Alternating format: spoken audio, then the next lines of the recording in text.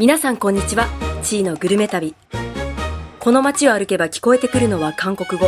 通りに並ぶ看板にはハングルの文字。ここは韓国？それとも北朝鮮？実はここ中国なんです。今回の旅の舞台は中国吉林省延辺朝鮮族自治州延吉です。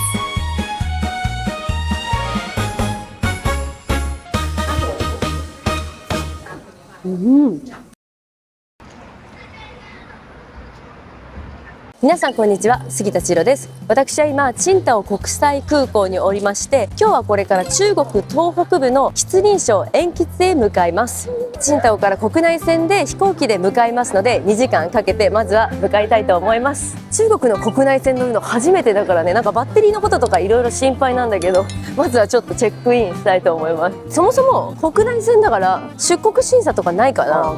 国内線のさ、出発ゲートだからもうむちゃくちゃひどいんですけど、この空港入れるかわかんないけど、ちょっと行ってみよう。中国東方航空の VIP ラウンジにプライオリティパスで入れたので入りました。ちょっと朝ごはんを食べます。ご飯もいっぱいあるじゃない。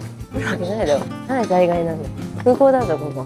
飛行機がめっちゃ綺麗に見えるじゃん。国内線のラウンジって普通こんな豪華じゃないけどね。ソフトドリンクもいろいろあります。チンタオらしくチンタオビールも2種類。ケーキ類のデザートもあります。ヨーグルト、朝ごはん食べられる。ピーナッツとお魚のやつ。青菜のニンニク炒め。これ酢豚じゃん。あ、違うわ。ビーフ&ポテトって書いてある。スチームブロッコリー、スパイシーチキン、蒸しパン、肉まんと目玉焼きもあるよ。いろんな麦が入ったおかゆがあったり、アワのおかゆもありますね。ゆで卵、チャーハン。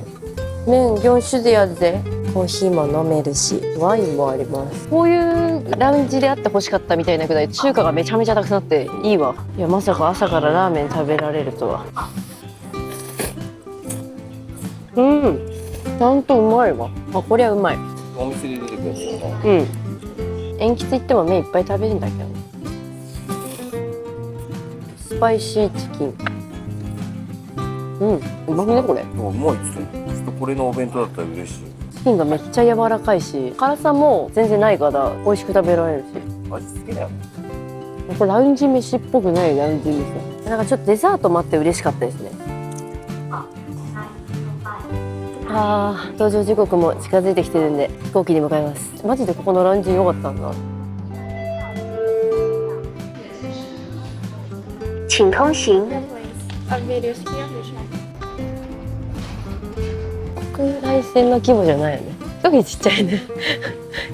中国東方航空国内線のエコノミークラスです。お席はちょっと狭めだけど、全然足は伸ばせる感じですね。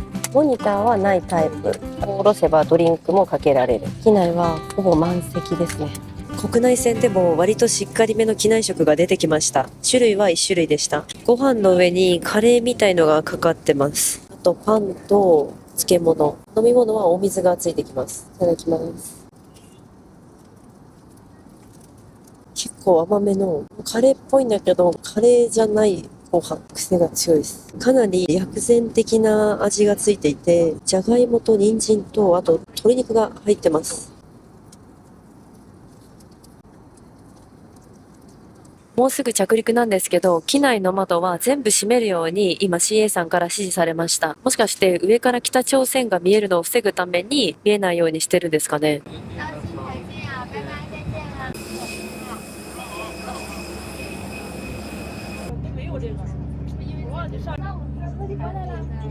飛行機降りたらもうすぐに中国語と朝鮮語、あと空港なんで英語も書いてありますけど、2言語の表記が書いてあります。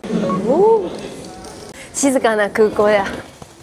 なんかモニュメントみたいなのありますよ。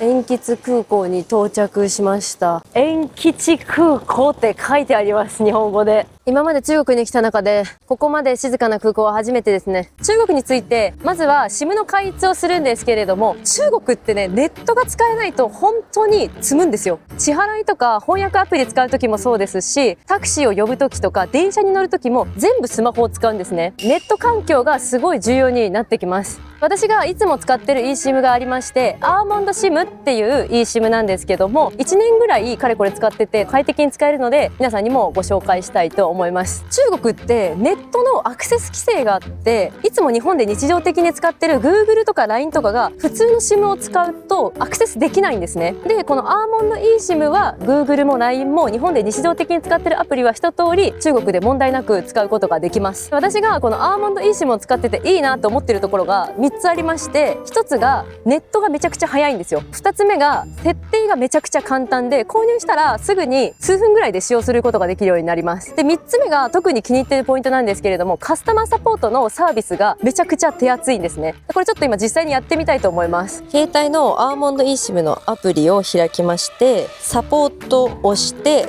オレンジのところを押すと LINE を出てくるので、ここを押します。ここから質問ができるんですけど、中国から北朝鮮の国境行きますが SIM はつながりますかと聞いてみます。すぐ既読つきましたね。3秒ぐらい。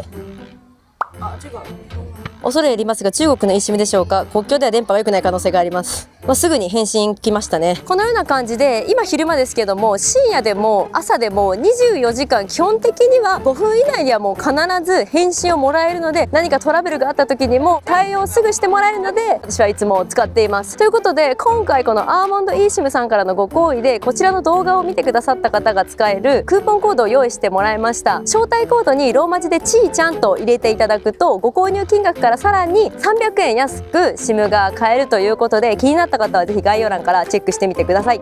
鉛筆 DD 呼んだらすぐ来てくれるのが心配だったんですけど、問題なくすぐ手配できました。市内中心部まで結構近いからね、遠くに行くときはちょっと気をつけた方が良さそうですね。無事 DD に乗れました。鉛筆市内中心部までは結構近くて、距離に言うと 5.7 キロ、10分ぐらい16元で着きます。ホテルに向かっている間に、今回旅する鉛筆がどんなところなのか簡単にご紹介したいと思います。鉛筆は中国東北部の吉林省延辺朝鮮族自治州の州都でして、行政や経済文化の中心都市です。また北朝鮮との国境にある都門や中国、ロシア、北朝鮮の三国国境がある本州へ向かう玄関口としても知られています。面積は約1748平方キロメートルで、人口は約67万人ですが、市街地はコンパクトにまとまっているため、観光や食べ歩きがしやすい街です。そしてこの街最大の特徴が民族構成です。人口の半数以上を朝鮮族が占めていて、中国でも最大規模の朝鮮族コミュニティがあることから、中国一の朝鮮族の街とも呼ばれています。そのため街には中国語と朝鮮語の看板が並び、冷麺や焼肉、パオファン、サムゲタン、ミーチャンなど朝鮮族ならではの食文化が今も日常に根付いています。歴史を遡ると、この地域は宝栗や渤海の文化圏として栄え、19世紀末以降、朝鮮半島から多くの人々が移り住んだことで、現在の朝鮮族文化が築かれました。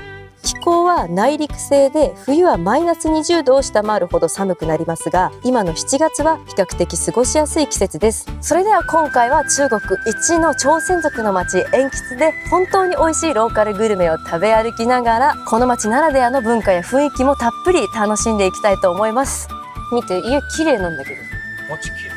ちょっと路地あると結構今コンビニとか見えたけど、絶対違うけどミニストップみたいなコンビニがあった。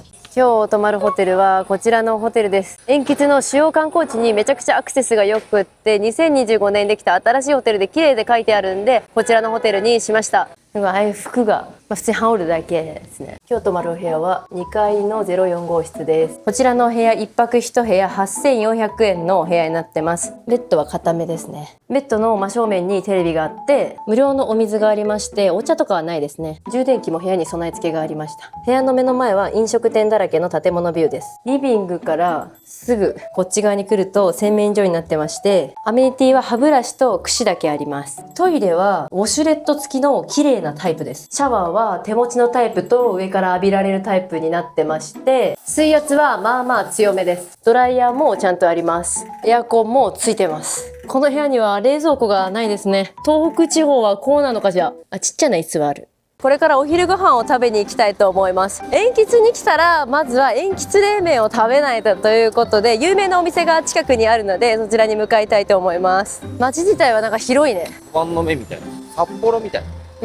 街中歩いてるとどこの看板も必ず中国語と朝鮮語が併記してあるんですけれども、これ調べたらね、条例で定められてるんだそうです。どちらか一方の言語しか書いてないと行政から注意が入って修正しなければいけないんだそうです。だからね、どこの看板にも朝鮮語と中国語で書いてあるんですね。不思議だな。韓国にいるような気持ちにもなる。飲食店がたくさん入っているモールかな。普通こう真ん中のどでかいタイトルみたいなのって1個ドンって書くけど、そこにも必ず朝鮮語も書かないといけないんだね。 KTV の名前の横にも朝鮮語を書かないといけない。これあれとか面白いよ。マーラータンって書いてあるけど、絶対に朝鮮語も載せなきゃいけないから、右下にめっちゃちっちゃく朝鮮語でも書いてある。隣の看板なんてもう勝ちきれんばかりよ。もうスペースないね。鉛筆の気候なんですけれども、今7月の下旬なんですが28度っていう風になってるんですけど、実際に過ごしてみると結構涼しく感じますね。体感的には24度から5度ぐらいの涼しさなんじゃないかなと思います。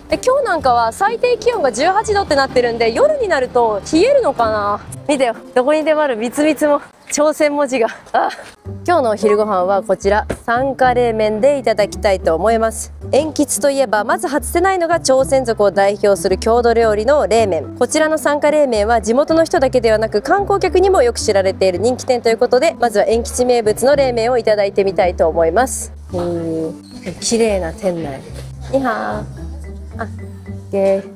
注文は WeChat でする形になってます。言うの忘れてたんだけど、さっき入り口で中国10大名麺なの鉛筆冷麺は3つ目の中国10大名麺を食べに来ました。一つは北京のジャージャー麺、2つ目が成都の担々麺、3つ目が今回の鉛筆冷麺です。10個全部いけるかな。キムチコーナーがあります。 100g 以上食べるんだったら5元払ってねって書いてあります。冷麺って言っても地域によって味が大きく異なるということで、ちょっと調べてみました。北朝鮮を代表する平壌冷麺はそば粉を使った柔らかい麺でして、あと牛だしが効いた薄いスープの味が特徴ということだったんですね。で、韓国の冷麺はよくあるその平壌冷麺と、あとビビン麺っていうちょっと辛い麺とか、あと焼肉屋さんとかだとちょっと酸っぱいスープだったりとかして、冷麺の幅がすごい幅広いらしいですよ。で、この鉛筆冷麺は甘みと酸味がよりはっきりしていて、麺のコシも強め、あと牛肉や卵、キムチや果物などいろんな具材が乗ってるっていうことも特徴なんだそうです。おかずが先に来ました。こちらが中国東北名物のグオバオローです。豚肉を薄く叩いて衣をつけて揚げて甘酸っぱいタレを絡めた一品ということで食べてみましょう。箸はどこかなと思ったら、これまた韓国に行ったらよくある引き出し式になってます。取り皿とかコップまで入ってる。いただきます。見た目と香り通りのサクサクした甘酸っぱい豚の唐揚げって感じ。これ美味しいですね。結構好き。さらっとしてるんだけど、結構酸味と甘さがしっかり効いているこのタレがサックサクの唐揚げによく合わさってとても美味しいです。この無料で食べれるキムチも食べてみよう。キムチなのかなこれ。浅漬けっぽい薄い味付けのキムチだ。はい。本当に氷だ。これ氷の器に入ってる冷麺が名物だって。これすごいでしょ。本当に氷だ。つるっとしたら落ちちゃいそうな感じだよ。すごい。こちらが敏腕冷麺です。敏腕っていうのが氷の器っていう意味なんですけれども、冷たい牛肉ベースの甘酸っぱいスープにコシのある細麺で、牛肉、卵、キムチ、ここのお店はリンゴが入ってますね。あとエビも入ってるし、肉団子みたいのも入ってる。結構豪華な作りになってますけども。鉛筆冷麺いただきます。じゃあまずはスープを。冷たくて結構甘さも強めなんだね。おー、しっかり酸っぱい。麺もすごいたくさん入ってんだけど。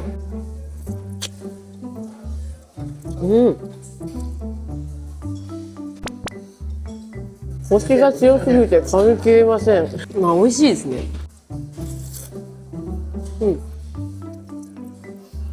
あっさりしてて、で器がめっちゃ冷たいからもうキンキンに冷えてるんですね。味は結構濃いめなんだけど、酸味と甘みがいい感じにこうぶつかり合ってる感じなんで、すごいスルスル食べれるような感じにはなってます。ビこれ殻のままいけるのかな。卵ついてんな。エビに卵がついてて、出汁がすごいねこのエビ。こちらが韓国式のジャージャー麺、チャジャンミョンです。黒くて甘いお肉がたっぷり入った肉味噌と、こちらのお店はたくあんが入ってまして、あと卵、全部細かく混ぜて食べる。なんか肉味噌が結構なんかプルプルしてるんだけど、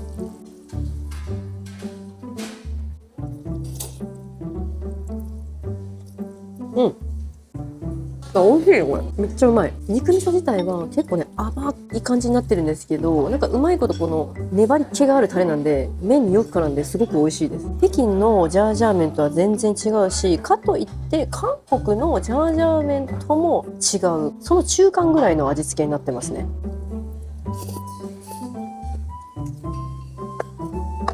たくあんと一緒に食べるとちょっとさらに酸味が加わってくる感じですね。うん、辛いタレをねジャージャー麺に入れます。全部入れたら辛いよね多分。ちょっとにしといた方がいいね。うん、これ甘辛いタレなんだね。で結構辛さはあるから入れた方が美味しいですね。いかんせん量が多いぞこれ。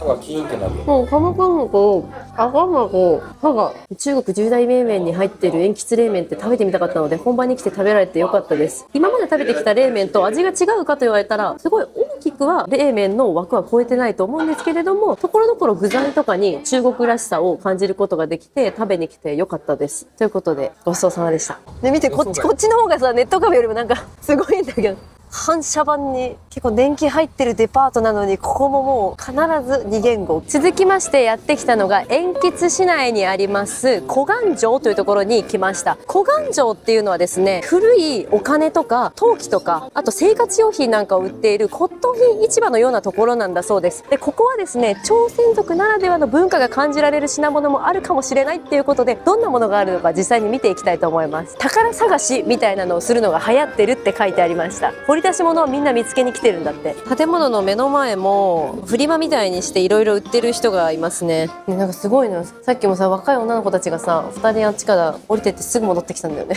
これ持ってる人は高値で買い取りますみたいな。すごい古い施設の香りする。デパートみたいになってるじゃん。わー、どれ？500円のピン札だ。もう知らないでしょ。うん、500円。俺の時代はね、ありましたよこれ。でも本当に骨董品市場って感じで何でも売ってますね。なんかカセットテープとかも大量にあるし、なんとさっき見て木の実みたいなやつって価値があるやつなんだよ。だからこんな陳列されて並んでるってことはなんか価値があるやつなんだ。すごい古い時代の書記があったりとか、基本的にはねどれにもね値段がついてない感じなんで、何がいくらなのかっていうのはちょっとわからないんです。これは満州事変直後に関東軍が出した軍の公式声明っぽいって。結構広いんだよな。こういう本は中国の古い革命軍事関係の書籍なんだそうです。満州中央銀行って書いてあるよ。でそれは日本統治時代のお金、各お金の買取価格はこんな感じなんだって。これレアなんですか？こんな雑に置かれてねえ。北朝鮮の最初の総書記。じいさん今。普通にドル売ってるよ、2ドル札。あ、そう2ドル札ってもうないんだよ。これだってピン札で200ドルだもん。それは価値があるんじゃない？すごいね。こんな昔のお金がいっぱい売ってるんだ。これ北朝鮮中央銀行券って書いてあるよ。これは北朝鮮の古い紙幣で1940年から50年代ぐらいに使われてたものなのじゃないかったって。日本銀行100円って書いてある。1円じゃない？ 1円か。ドキドキしちゃうような昔のお金がたくさんあって貴重なものを見させてもらいました。じっくり見てても全然店の人なんかみんなみたいな感じで親切でしたね。なんか看板の感じとかもさ、韓国のちょっと田舎行ったところとかと似てるからさ、中国なのか韓国なのかよくわかんなくなりますね。すごい。来てちょうど見えないけどこのビルすげえな。今日の晩ご飯は炭火焼肉です。ここ塩吉では朝鮮族の食文化の影響で焼肉もすごいたくさんお店があるんですよね。で今日行くお店は比較的新しいお店ではあるんですけれども、地元の人からもすごく評価が高くて、新鮮なホルモンもね美味しくいただけるお店みたいです。ということで入っていきましょ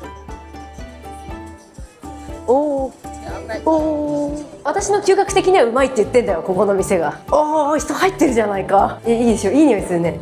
この乾式焼き牛腸が1人前128元なんですけれども、なぜか半額で2人前を138元で頼めるようになってます。ビールは鉛筆ビールがあるみたいなんで、それを頼もう。6元でやばくない？韓国行って韓国焼肉は食べたことあったんですけれども、ただの韓牛焼肉じゃなくてホルモンも一緒に食べるっていうのが今の鉛筆の人気の焼肉スタイルなんだそうです。韓国に来たかのようなおかずの数々が運ばれてきました。わあ、美味しそう。これはすごいね。結構量多いね。炭の施設もあるから、このセット頼むと炭じゃなくてガスなんだよ。油が垂れちゃうから油の受け皿もちゃんと置かれてる。こちらのビール鉛筆のローカルビールということで飲んでみます。最近拭いた方がいいですよって言われた。乾杯。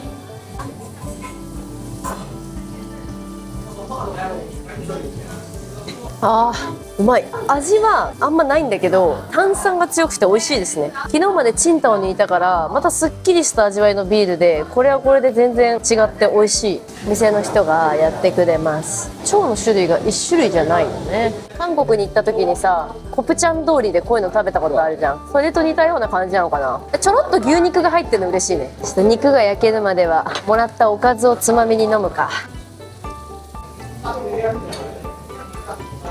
うん、よく食べる日本の一般的なキムチと同じような味がしますね。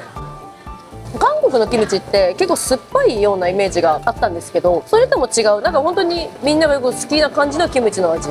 めっちゃ至れり尽くせりでやってくれる。ニンニクもめっちゃ美味しそうよ。ここに仕立てのキムチもエゴマもでかいです。なんかこのセットについてきたチゲ食べてみてもいいですか？あ、冬瓜が入ってる。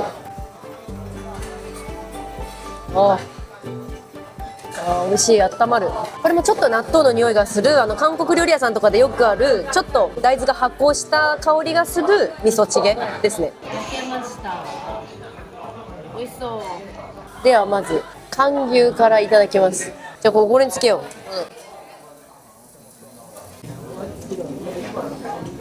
う。うん、おいしい。エゴマに包んで食べてみよう。味噌もつけちゃって、焼いたニンニクをちょっと入れちゃって、ネギもちょっと入れちゃって、あ、キムチもちょっと入れちゃう。これで、わあ、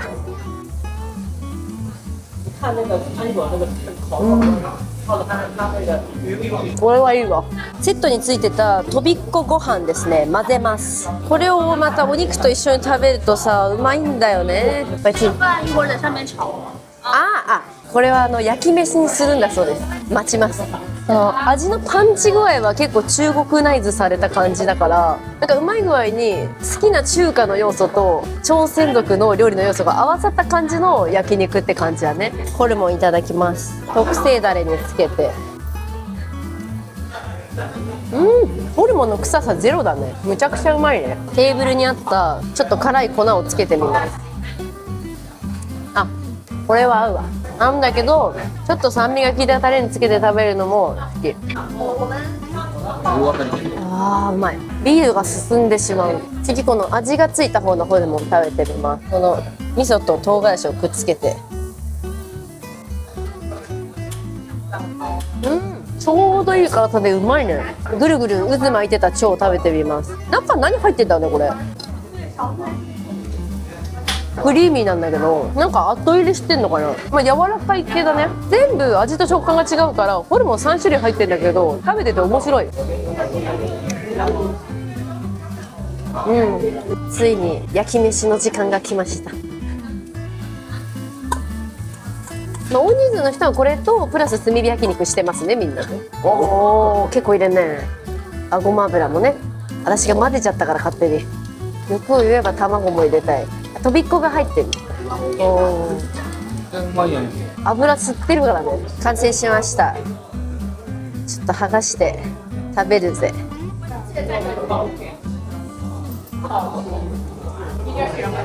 うまいんだろうこれは。美味しいねこれ。さすがずっと焼いてるだけあるっていうか、もう塩梅がマジで最高。なんか韓国海苔とこのプチプチのとびこの食感もたまらなく美味しいですね。とりあえず今年史上食べた焼き飯の中で一番今うまいかもしれない。ホルモンから出た油もめっちゃいいコクになってるわ。ちょっとその朝鮮族の文化っていうところも相まってなのか、中国っていうのもあるじゃないですか。なので味がねちょっとだけパンチあるんですよ。でそれがね最高に美味しい。ちょっと中華の要素が加わってる分、すごくねいくらでもお酒が飲めるようなそんな味になってますね。で今韓国も結構物価上がってきてるんで、この安さはね結構韓国料理好きの人からしても驚く値段の安さだと思いますよ。すごいコスパいいお店だなと思いました。塩吉焼肉最高に美味しかったです。ごちそうさまでした。あれなんだろう。塩ビ高くじゃないの？あ、これですこれです。すごいわこれ。あこれ明るい眩しい。すごい人。もう大変。ここだ。どうなってんだこれ。すごいな。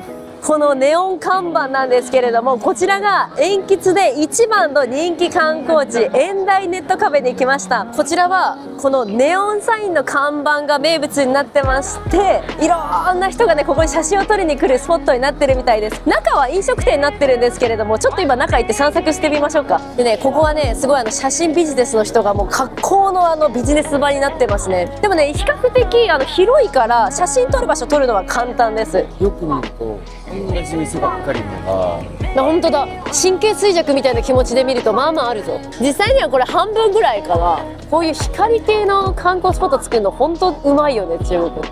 塩台ネットカフェの真裏には延辺大学があります。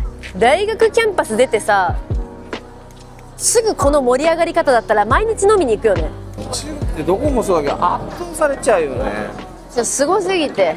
建物の目の前はさ屋台街になってるんだ。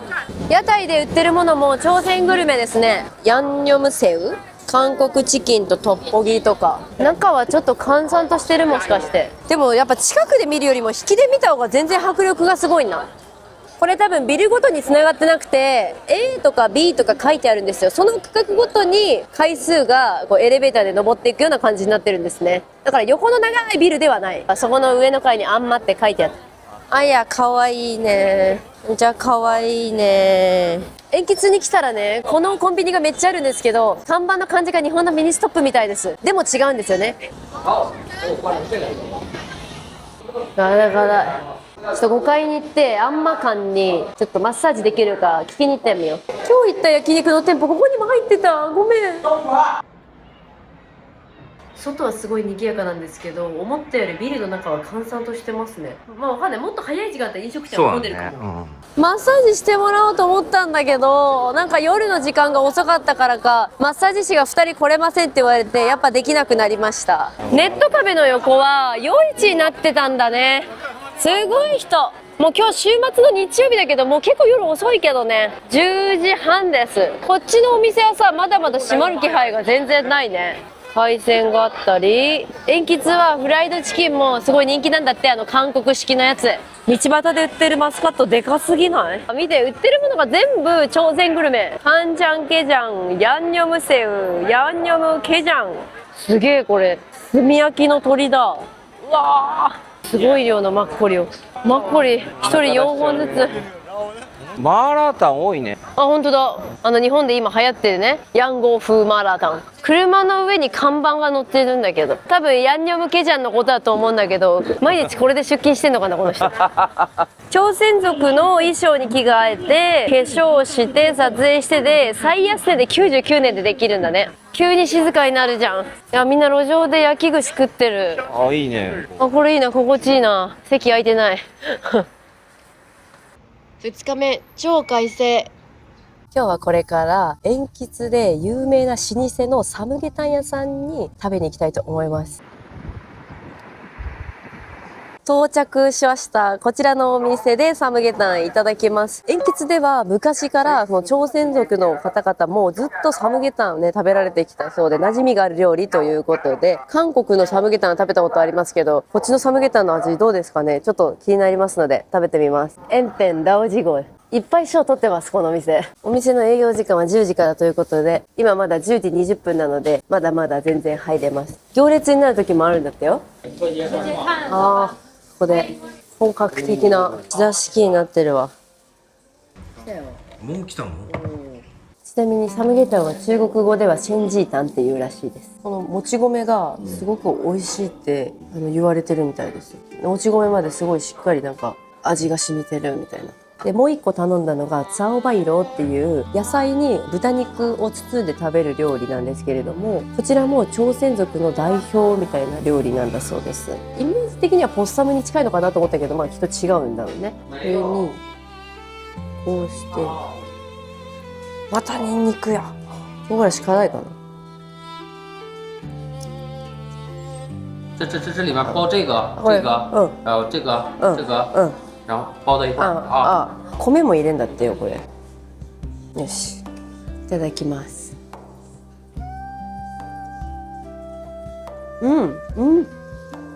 めっちゃ柔らかいわ。なんか野菜肉巻き定食みたいな感じだね。この豚肉に皮がついてるからちょっと硬いのかなと思ったんだけど、そんなことなくて、この脂の部分はすごいプルプルしてて、こっちは結構お肉の食感がしっかりあってとっても美味しいです。全然韓国料理のボッサムとかとはちょっと違うかな。タレが多分ちょっと薬膳っぽい感じする。味噌なんだけど、この味噌の味が韓国だと結構甘い辛い味噌みたいな感じだと思うんですけど、サムジャンとか言うじゃん。それよりもねもっとしょっぱめ、甘くない全然。このキムチはちょっと甘めに作られてて、それで甘辛のバランスって感じなのかな。こ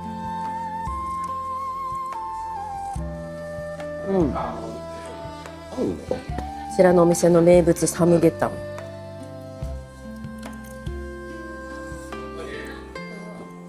汁にとろみがあって結構薬膳の味もしっかりしますね。でこっちのサムゲタンではこのお肉をつけだれにつけて食べるんだそうです。ちょっと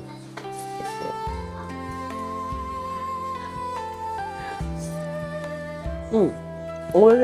つけだれは結構しっかりめの塩味が効いた醤油に唐辛子とあと刻んだネギが入ってるっていう感じなので、すごくこの柔らかく煮込まれた鶏に合いますね。サムゲタンにお塩もついてきたんですけど、塩で調整もするんだけど、鶏自体はこっちの醤油ベースでこうつけて食べるっていう食べ方が韓国とは違ってちょっと面白いですね。もち米も食べようね。美味しい。なんか甘さとしょっぱさのバランスの取り方がすごい上手なんだなっていう。結構日本人の人はね食べたらみんなうまいっていうような塩味バランスだと思いますね。こちらのサムゲタンの値段が58元なので、韓国よりはちょい安ぐらいだと思うんですけども、量はね結構たっぷり。あとスープがかなり白濁でしっかり煮込まれてるんで、もう止まらない。サムゲタンの中に必ず入っているこちらの高麗人参。ここの高麗人参は長白山の高麗人参なんだって。そこまで苦くないですね。美味しいかも。なんでだ。もうすごいよ。ほら満席です。このタレが本当に美味しい。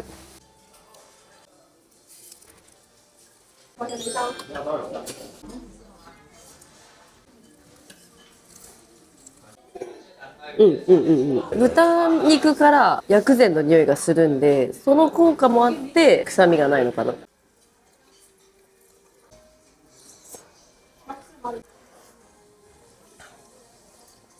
今まで何度も食べたことがあるサムゲタンも鉛筆の方だと少し違う食べ方で、味付けもすごい美味しかったし、包み肉の方も柔らかくてまた絶対食べていきたいと思うぐらい美味しかったです。ごちそうさまでした。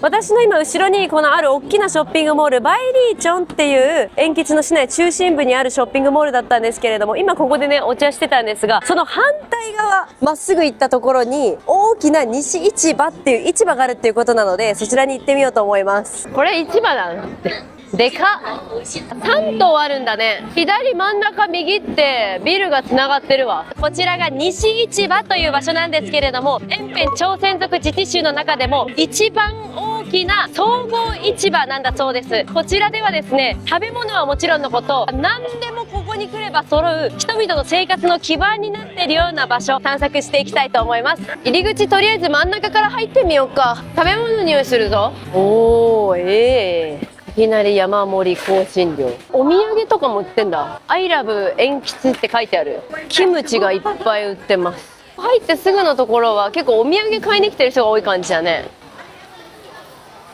塩吉名物つけそうだな。へえ。ほらね、これも全部つけそうだな。これなんだ。本当だ。つけそうだなしかねえぞ。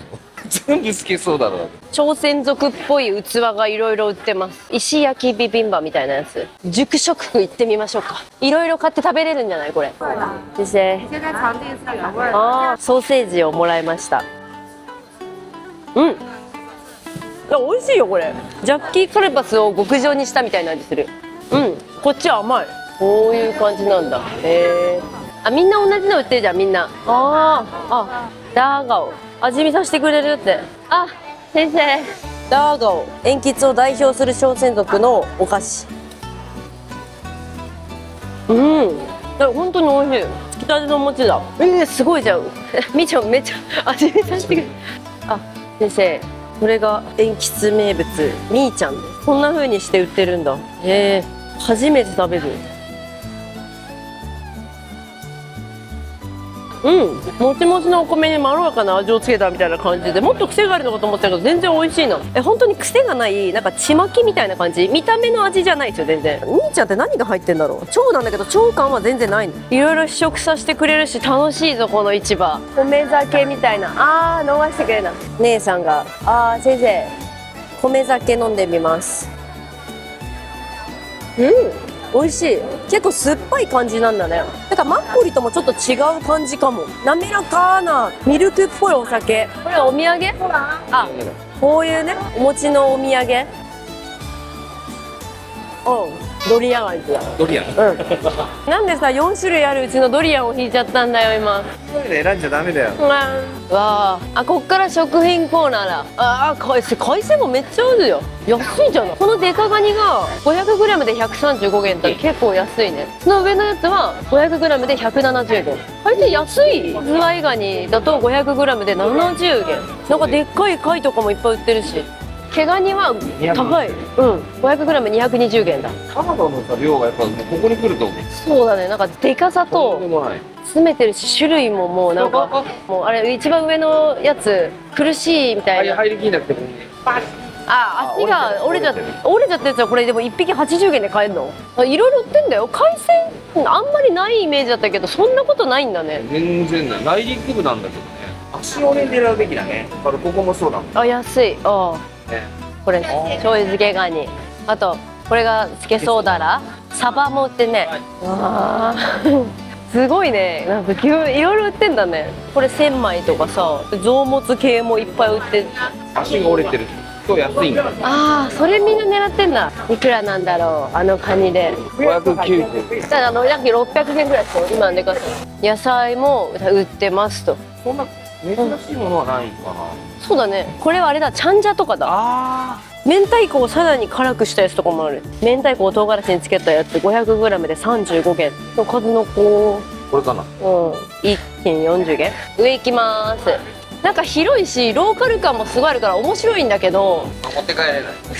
それだけが心残りですわ。あとさっきのその熟食区みたいなところで鉛筆グルメ一通り食べることはできるんで、パッと食べたいなって人は良さそうですね。2階は衣料品コーナーなのか、鉛筆特色小花柄みたいに書いてありますけど、これみんなさっきね買ってたよね。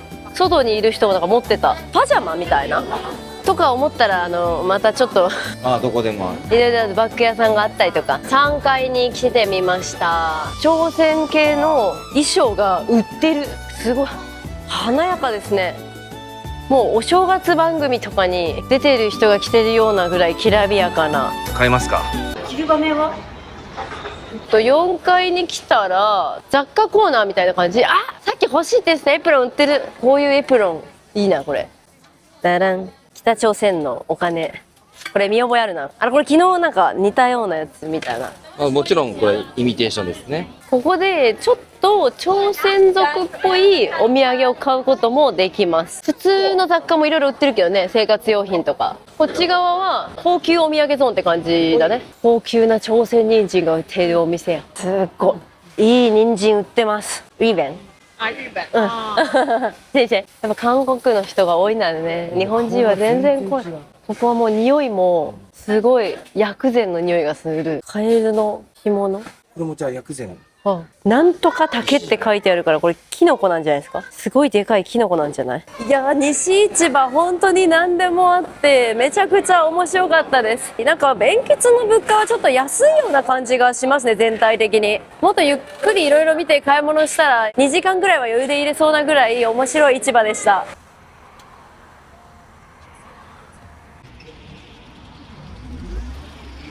今日の晩ご飯は朝鮮族グルメの中で人気のあるお鍋料理を食べたいと思います。ジーグータンという韓国でいうカムジャタンみたいな料理がこちらの鉛筆でも朝鮮族グルメとして馴染みがある料理ということで、そちらをいただきたいと思います。ここジーグータン、創業30年以上を誇る老舗のジーグータンのお店ということで入っていきましょう。結構早い時間だけどお客さん入ってますね。みんなでっかい鍋頼んでるわ。あ、もうおかずも出てくるんでいいんじゃないですかこれで。豆腐ピーのキムチじゃねこれ。すげえ。丹東に行った時に北朝鮮のビールって売ってたけど、ぬるいビールしか売ってなかったから飲まなかったんですよね。原産国のところに朝鮮民主主義人民共和国って書いてあります。この波の絵が書いてあるんですけれども、北朝鮮ではパドミクチュって呼ばれてるらしいんですけども、ビールっていうよりはどっちかっていうと麦の味がするお酒みたいな感覚で飲むらしいです。初めて飲んでみましょう。お、一瞬ビールなんだけどその後ソジュみたいな味がしますね。なんかちょっと焼酎っぽい味がするというか、ちょっと苦いね。ちょっとそう麦の味が結構しっかりするんで、ちょっとでかいじゃん。中でもでかいじゃん。見た目は完全にカムジャタンだね。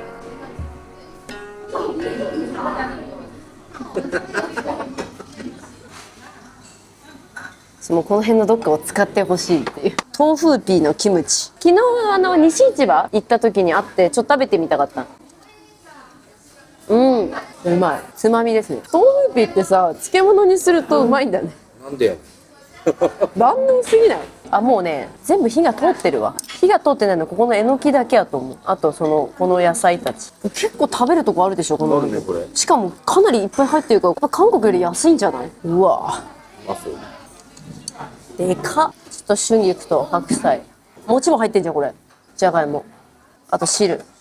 香りはカムジャタンとは違うんだよね。ちょっとカムジャタンってほらエゴマの香りが結構するじゃん。普通にキムチっぽい匂いがするけどね。味はどうでしょうか。あちちちちあちあちあち。これそいでない。このお店はねこれ肉をね食べろみたいな。もっとついてないよね肉。ついてない。こんなついてないもん。お肉食べる料理じゃないもんねカムジャタンって。肉の出汁が出る料理って感じだもんね。じゃあちょっといただきます。うまっ。味付けが美味しいな。まずカムジャタンではないんだけど柔らかく煮込まれてるこの豚の背骨がちょうどいい塩梅にちょっと塩味とかもついてて、この肉単体で食べてもめちゃくちゃうまい。あ、汁の味はねもう完全にキムチ鍋ですね。ちょっと甘めなキムチ鍋って感じの味。うんといいこれ。2000円じゃ今多分韓国にも食べれないんじゃないかな。私はねお家の方が少し甘いけどキムチ鍋も好きだからさ、強いて言うならカムジャタン風って想像してきちゃったから、ちょっとエゴマとか効いてると嬉しいなって思うけど、その朝鮮族の料理が中国の人に食べやすい形に変わってこういう形になってるのかなって。でみんなこれ頼んでたんで頼みました。チーズコーンだそうです。これはもう鉛筆料理っていうかなんか結構若者ナイズされた感じですけども。砂糖入れたな。砂糖入れただろこれ。美味しいけどデザートみたいな味になってるぞ。でも東北の人はさ甘い味付けが好きなのかな。なんかところどころにね結構甘いなって思う味付けが多いかも。まあまあこれ鍋1個で本当に満腹になっちゃうぐらい量多いですね。これ米酒なんですけど調べたらマッコリはアルコール度数が 6% から 8% なんですけど、米酒はね 3% ぐらいなんですよ。ちょっとアルコール度数低め。このサイズで18元。1杯飲んだ時美味しかったんですよね。なんか乳酸菌飲料みたいな味がしてめちゃくちゃ飲みやすい味。ほらカルピスみたいな色してるの。これ色はマッコリと一緒だよね。ここの地域はやっぱ韓国よりも甘めに作られてるので、それはその寒さの影響。なるほど。あともう一個、中国東北地方自体が甘い味付けがやっぱ好きだって。韓国のヤンニョム、コチュジャンの甘さっていうそのいろんな要素が合わさった結果、そう見た目は韓国料理そのものなんだけど、ものによっては韓国よりも甘い料理になってきたっていう感じ。結構盛りだくさん。カムジャタンとはまた違う美味しさがあって、塩欠ならではのお鍋料理堪能できてよかったです。ごちそうさまでした。ということでね、ジーグータン食べ終わったんですけれども、やっぱ東北地方に来たら羊串食べたいよねということで、このお店から近くに羊串の有名なお店があるということで、そちらに2軒目行きたいと思います。こちらが今回の塩喫グルメ旅で最後のお店になります。塩喫は結構道もひどいし、食べる店もたくさんありすぎて、選択肢がたくさんあってよかったですね。人少ないよね。少ない。あ、これだ。すごいでかいし、なんかパリピな、絶対シュプリームじゃないシュプリームみたいな。あ、店がでかすぎるんだ。ちょっとすごい巨大なんですけど、この左端から右端まで全部同じ串屋さん、超巨大です。口コミがね1万件ぐらいあってね、すごい評価が高かったの。あ、すごい。なんかパリピな店。あ、すごい人入ってるわ。なんかテーマパークみたいな。お店の中の作りは豪華な感じですね。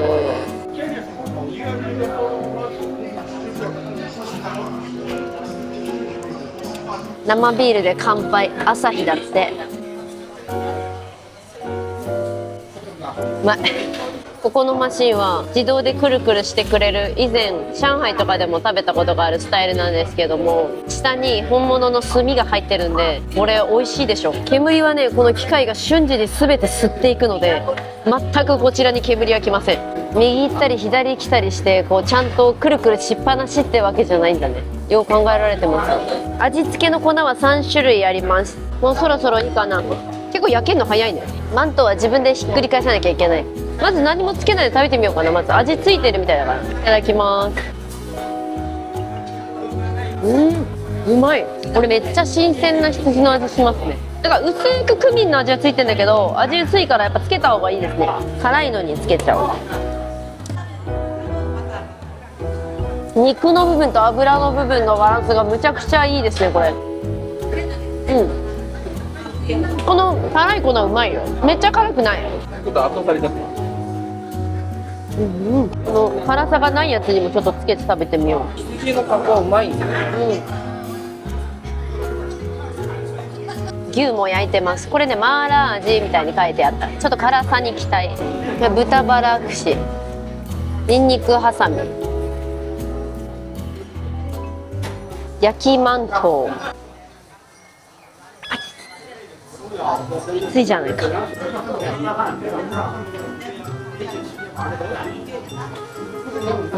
ふわふわでうまいじゃないか。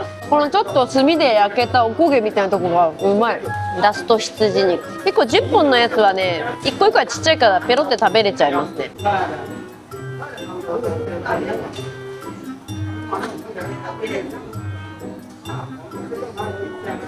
辛い牛肉の串です。お結構辛いねこれ。割と辛めです。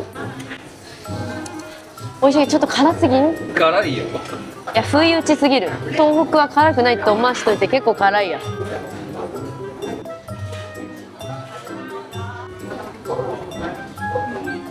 豆腐ピーの中にパクチーを巻いてありますってやつ。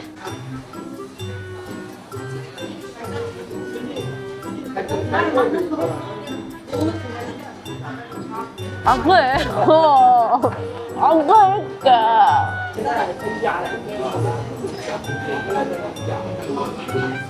豆腐ピーは鍋に入れた方がうまいわ。豚バラです。ニンニクもホクホクでうまいわ。羊と牛と豚って全部美味しいですね。一通り食べたんですけど、最後冷麺で締めたいなと思います。ちっちゃいサイズ頼んだんだけどさ、結構大きくない？安いなここの店。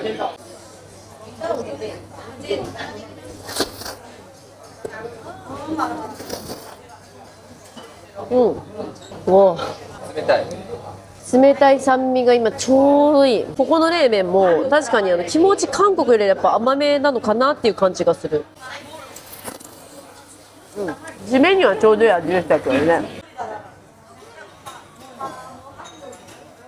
ああ、鉛筆面白かったですね。韓国とはやっぱ全然違う朝鮮族ならではのグルメをいろんなところで食べられてすごく面白かったです。今回の鉛筆グルメ旅はここまでなんですけれども、明日からはさらに北朝鮮の国境に近づくトモンの方へ行きたいと思います。最後までご視聴いただきありがとうございました。また次回の動画でお会いしましょう。バイバイ。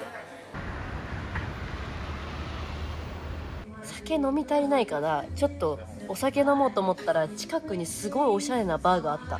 これね、スペインのね高級クラフトビールだってよ。皆さんオーセンティックなバーが鉛筆にあると思わなかった。